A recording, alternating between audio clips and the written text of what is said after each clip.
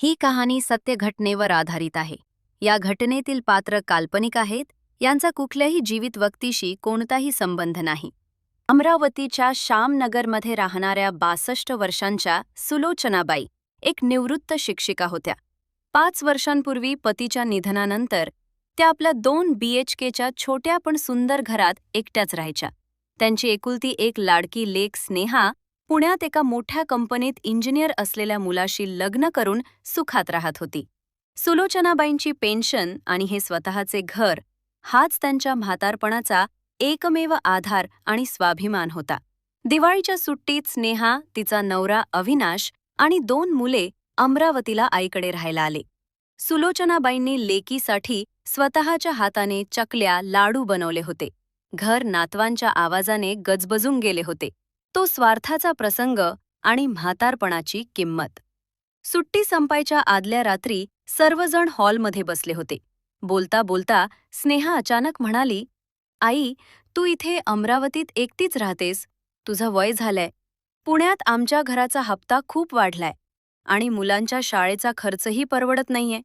आमचं असं म्हणणं होतं की तू हे अमरावतीचं घर माझ्या नावावर करून दे. आपण हे घर विकून टाकू.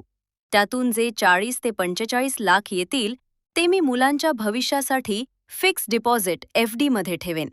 आणि तू इथे एकटी राहण्यापेक्षा आमच्यासोबत पुण्याला चल. आमच्या फ्लॅटमधल्या छोट्या रूममध्ये तू आरामात राहू शकतेस." सुलोचनाबाईंच्या काळजाचा ठोका चुकला. ज्या लेकीसाठी त्यांनी आणि त्यांच्या नवऱ्याने आयुष्यभर काबाड कष्ट केले, ती लेक आज आईची विचारपूस करण्याऐवजी थेट आईच्या छतावर हक्क सांगत होती. जावई अविनाशही मध्येच म्हणाला, "हो सासूबाई, तसंही हे घर जुनं झालंय. तुम्ही आमच्याकडे आलात की मुलांना सांभाळायला कुणीतरी हवंच आहे. आया खूप पैसे घेतात आजकाल." सुलोचनाबाईंना समजून चुकले होते. लेकीला आणि जावयाला म्हातारी आई नको होती, तर त्यांना आईची प्रॉपर्टी आणि पोरांना सांभाळण्यासाठी एक फुकटची मोलकरीण हवी होती. पण सुलोचनाबाईंनी कोणताही वाद घातला नाही. त्यांच्या डोळ्यांत पाणी आलं होतं, पण त्या फक्त शांतपणे आणि अत्यंत मूकपणे हसल्या. त्या एवढंच म्हणाल्या, "ठीक आहे बा, मी विचार करते." स्नेहा खुश झाली. तिला वाटलं आई तयार आहे. दुसऱ्या दिवशी सकाळी ते सर्वजण पुण्याला निघून गेले. तो स्वाभिमानी निर्णय आणि सत्याचा स्फोट. 6 महिने उलटून गेले. स्नेहाने पुण्यातून वकिलाकडून गिफ्ट डीडचे पेपर्स तयार करून घेतले. ती गाडी करून आईच्या सह्या घेण्यासाठी आणि घराचा ताबा घेण्यासाठी अमरावतीला पोहोचली. पण जेव्हा ती आपल्या आईच्या घरासमोर पोहोचली, तेव्हा तिच्या पायाखालची जमीनच सरकली. घराच्या दरवाजावर आईच्या नावाच्या पाटीऐवजी देशपांडे निवास अशी नवीन पाटी लागली होती. स्नेहाने घाबरत बेल वाजवली. एका अनोळखी माणसाने दार उघडले. स्नेहाने विचारले, "माझी आई कुठे आहे? आणि तुम्ही या घरात काय करताय?" तो माणूस म्हणाला, "मॅडम, मी हे घर 5 महिन्यांपूर्वीच सुलोचना मॅडमकडून 42 लाख रुपयांना रीतसर विकत घेतलंय. त्या तर हे शहर सोडून कधीच निघून गेल्या. पण त्यांनी तुमच्यासाठी हे एक पाकीट माझ्याकडे दिलं होतं." स्नेहाचे हात थरथर कापू लागले. तिने ते पाकीट उघडले. त्यात एक पत्र होते, जे तिच्या आईने स्वतःच्या हस्ताक्षरात लिहिले होते. अहंकाराचा शेवट आणि डोळ्यांतून वाहणारा पश्चात्ताप. पत्रात लिहिले होते, "माझ्या लाडक्या लेकीला, स्नेहाला, तू जेव्हा मला घर मागितलंस आणि मुलांना सांभाळायला पुण्याला बोलावून घेतलंस, तेव्हाच मला तुझ्या मनातली हाव समजली होती. बाळा, मी जन्मदात्री आई आहे. माझी नजर पोरांचा स्वार्थ एका सेकंदात ओळखते.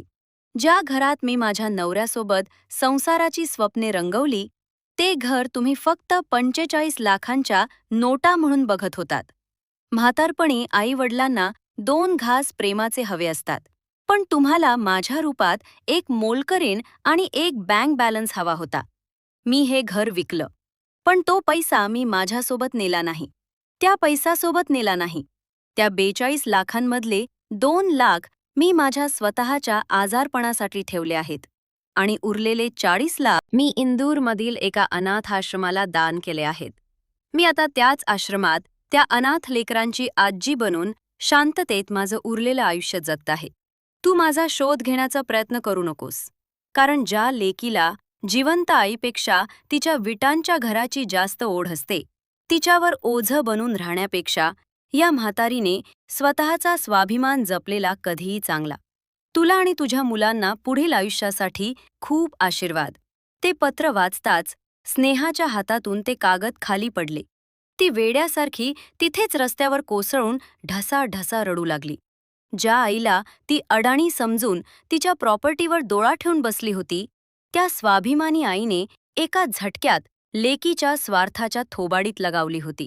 स्नेहाकडे आज फ्लॅट होता, गाडी होती, पण डोक्यावर मायेची पाखर देणारी आणि चुकीच्या वेळी कान पकडणारी ती खऱ्या अर्थाने श्रीमंत आई कायमची पारखी झाली होती.